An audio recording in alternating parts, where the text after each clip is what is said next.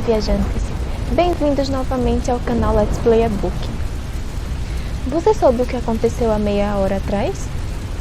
Está chovendo tanto que o porão acabou inundando. E eu acho que alguém morava lá, porque eu fui dar uma olhada com as outras pessoas e achamos várias coisas boiando na água, como meias, latas e outras coisas grotescas. E eu não vou falar mais nada. Se você quiser saber, você vá lá e desça sozinho. Mas só vá depois que eu terminar a leitura desse capítulo, ok? O novo capítulo se chama O Demônio de Madeira. A primeira vez em que Thomas Haynes viu o homem foi em frente ao banco, na rua Sydney. Seus pais estavam lá dentro, tratando de algum assunto financeiro sem graça, e Thomas ficou esperando na rua, olhando passar o mar de vida em Cambridge.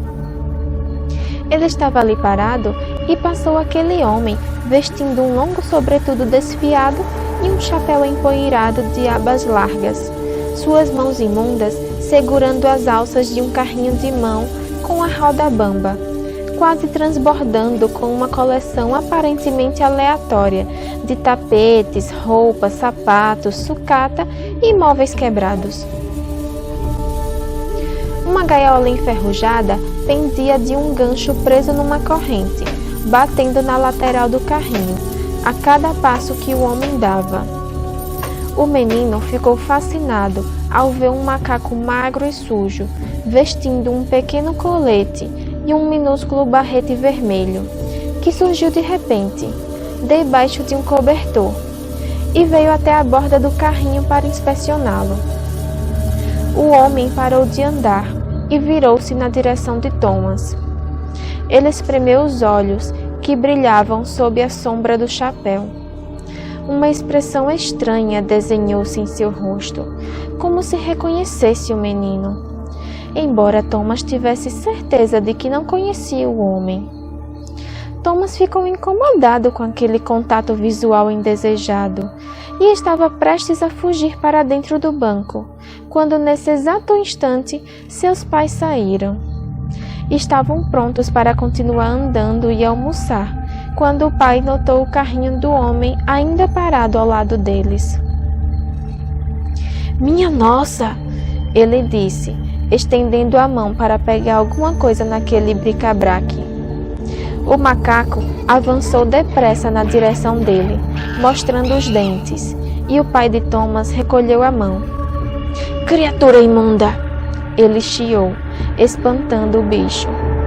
O macaco correu para perto do homem, pulando em seu ombro e depois encarando o pai de Thomas, com um olhar hostil. O homem não se mexeu. "Ei!" chamou o pai de Thomas. "Ei, você aí!" O homem continuou parado. "Que sujeito impertinente!" resmungou o pai de Thomas.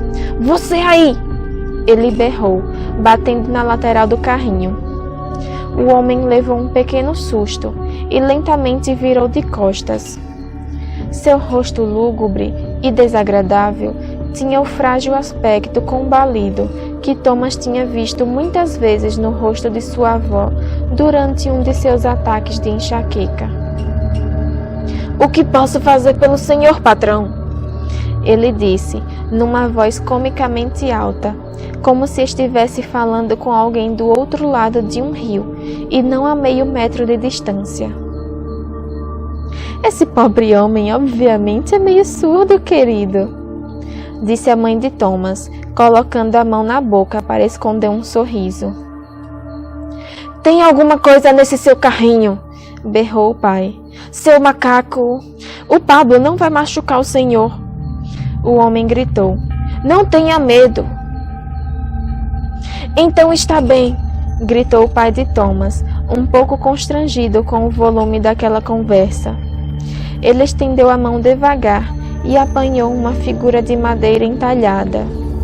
Levantou o objeto e o inspecionou com cuidado. Thomas inclinou o corpo para a frente. A escultura lembrava um anteparo para livros bastante elaborado, esculpido na forma de um demônio com chifres e asas de morcego dobradas, acocorado nos quadris e com a mão no rosto, na pose de alguém sussurrando. Sua longa face saturnina, congelada num vasto sorriso. "O que é isso, pai?" perguntou Thomas, com um misto de fascinação e repulsa. "Acredito que seja o braço de um banco medieval, Thomas", respondeu o pai admirado, revirando o objeto nas mãos. "Serve para enfeitar os bancos, em algumas igrejas antigas. Você lembra daqueles que vimos em Suffolk no ano passado?" Thomas agora se lembrava. Havia esculturas elaboradas de animais e figuras com roupas medievais, porém nada parecido com aquilo. "Não está à venda!" gritou o homem. "Como você encontrou isso?" quis saber o pai de Thomas, num tom autoritário. "Não está à venda!" repetiu o homem, ainda mais alto, já começando a se virar para ir embora. "Não use esse tom insolente comigo", advertiu o pai de Thomas. "Olhe que eu vou buscar um policial." "Mesmo assim, não está à venda", reafirmou o homem por sobre o ombro, puxando seu carrinho e se afastando em direção ao mercado. "Como você ousa?" "Rupert, por favor", pediu a mãe de Thomas. "Você está fazendo cena. As pessoas estão olhando." Thomas olhou ao redor e viu que, de fato, havia pessoas olhando na direção deles. 2 moleques, um deles sem sapatos nos pés, estavam apontando e dando risada. O pai de Thomas se empertigou, seu rosto já vermelho, e alisou o bigode com o polegar e o indicador diversas vezes, antes de sorrir para sua esposa. "Então está bem. Quem é a favor de almoçar?" ele perguntou, recuperando o bom humor, dando batidinhas no ombro de Thomas conforme eles continuavam andando. Mas, durante o almoço, o pai de Thomas logo voltou ao assunto do homem do carrinho e o demônio de madeira. "Onde este mundo vai parar?" ele comentou abatido. "Como pode um objeto desse ser retirado impunemente de um lugar sagrado?" "Sinceramente, era bem feio", disse a mãe de Thomas. "Grotesco, eu concordo", disse o pai. "Mas por isso mesmo mais fascinante. Porém, não devia estar com aquele homem. Fazia parte de uma igreja, querida." "Mas e todas aquelas coisas horríveis no museu?" provocou a mãe. "Não foram roubadas de templos e tumbas e lugares assim?" "Isso é diferente, como você bem sabe", retrucou o pai. "Espero que você não esteja comparando meus caros colegas com aquele mendigo execrável. Ele não tem respeito por essas coisas, não tem respeito algum. É um sacrilégio puro e simples." Thomas ficou surpreso ao perceber que, embora ele de modo algum compartilhasse do interesse do pai por antiguidades, não conseguia tirar da cabeça a imagem do demônio de madeira. Muito tempo depois que seus pais já haviam mudado de assunto, Thomas continuava vendo na lembrança aquele rosto hediondo, o olhar malicioso do demônio entalhado. Depois do almoço, eles caminharam, passando em frente aos veneráveis prédios antigos da universidade, e depois cortando por Newham, tomando o caminho do rio de volta até Grantchester. O verão estava chegando ao fim, mas ainda estava quente e o campo ao redor deles banhava-se ao sol de setembro. Os pais de Thomas andavam pelo passeio elevado, mas Thomas foi beirando o rio, procurando peixes nas águas repletas de algas e observando com entusiasmo um martim pescador que passava, refletindo as cores do arco-íris, como uma joia da tumba de um faraó.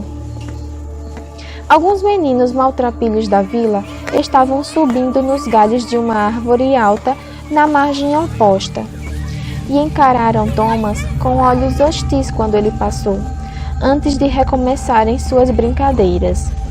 Um deles pulando de uma altura estonteante para dentro do rio, espirrando água para todos os lados. Mais adiante, pequenos barcos de fundo chato deslizavam pela água, pilotados com diversos graus de competência.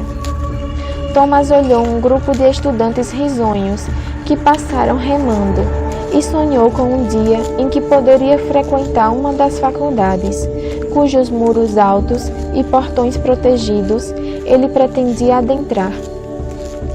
Mas, outra vez, no vago devaneio daquelas cenas idílicas, o rosto sorridente do demônio voltou para atormentá-lo, vindo de cada sombra e cada poça de escuridão, até que ele se afastou da margem do rio e juntou-se a seus pais no passeio, ávido por companhia e pela vista ampla, ensolarada. No dia seguinte, a mãe de Thomas mandou que ele levasse um bilhete ao vigário sobre um sarau de música que ela estava organizando havia alguns meses. Ele acabara de passar pela igreja quando notou o carrinho do homem que eles tinham visto em Cambridge. Thomas sentiu um aperto estranho em seu peito. Suas mãos de repente ficaram um pouco dormentes e ele dobrou os dedos. Lentamente, como se comandado por um operador de marionetes, Thomas andou até o carrinho de mão. O macaco estava sentado sobre uma pilha de tapetes enrolados e encarou o menino com uma intimidade arrogante, como se estivesse esperando vê-lo. Mas não havia sinal do homem em parte alguma. Thomas se aproximou do carrinho devagar, mantendo o olho atento no macaco o tempo todo. Ele tinha visto os dentes da criatura e não queria levar uma mordida. Mesmo assim, não conseguiu se impedir de procurar a escultura de madeira. E, de fato, ele logo viu os chifres lustrosos da cabeça do demônio despontando sob uma bolsa feminina carcomida por traças. Ele olhou ao redor. A rua estava tão quieta quanto o cemitério ali perto. Só o que ele precisava fazer era estender a mão e o demônio de madeira pertenceria a ele.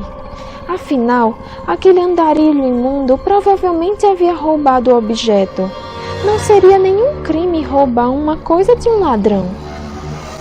Mas, embora não temesse a mancha em sua personalidade imortal, Thomas com certeza tinha um medo muito real do macaco, que agora parecia olhá-lo com grande desdém, como se em posição de julgá-lo. Thomas se inclinou para a frente, estendendo o braço e esticando os dedos em direção à escultura. O macaco não fez nenhuma menção de detê-lo, apenas ficou sentado ali, olhando direto no rosto dele o tempo todo, até que o menino prendeu o demônio de madeira contra o peito. Satisfeito, virou-se para ir embora e deu de cara com o dono do carrinho, que agarrou seu braço. O macaco de repente soltou uma risada terrivelmente alta, esganiçada. Ou pelo menos Thomas pensou que tinha sido o macaco. Mas, olhando agora, via que o animal estava com a boca bem fechada, apesar da algazarra. O homem olhava fixo para ele. "Eu só estava dando uma olhada", explicou Thomas. "Pode pegar de volta." "De jeito nenhum, amigo", o homem disse, enquanto a risada aumentava de volume. "Me solte, senão eu chamo meu pai." "Sinto muito, garoto", continuou o homem. "Sinto muitíssimo. Confundi você com seu pai. Nunca tive a intenção de passar essa coisa para um rapazola como você. Porém, não sou eu que faço as regras. Você vai ver. Quando chegar a sua hora, você fará o mesmo. vai passar para sua própria mãe se for preciso.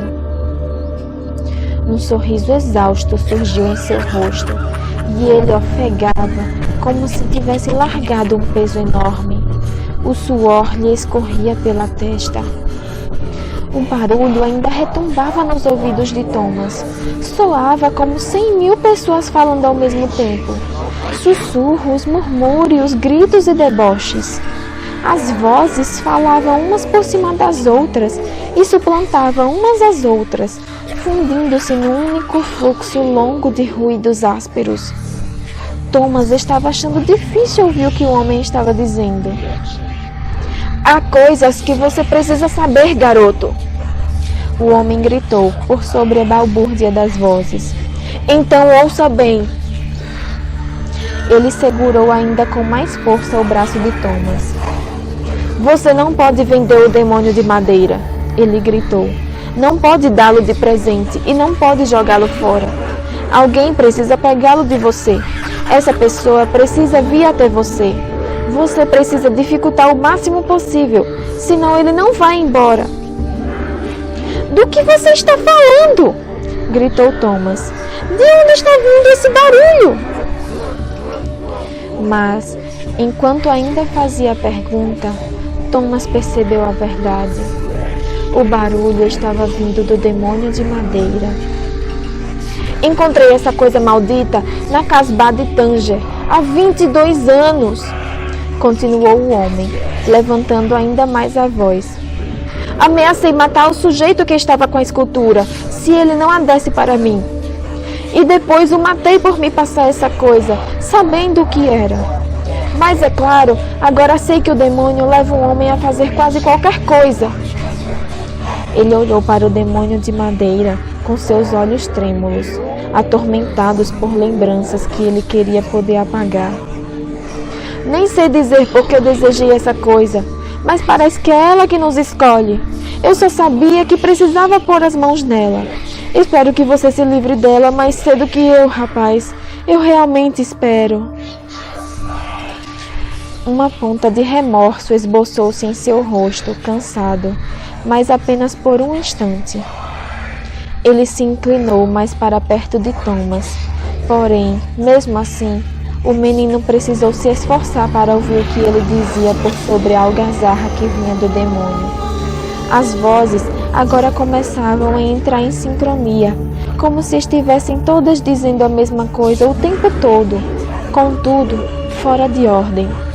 Palavras e frases aleatórias iam surgindo da cacofonia geral. Não ouça o que?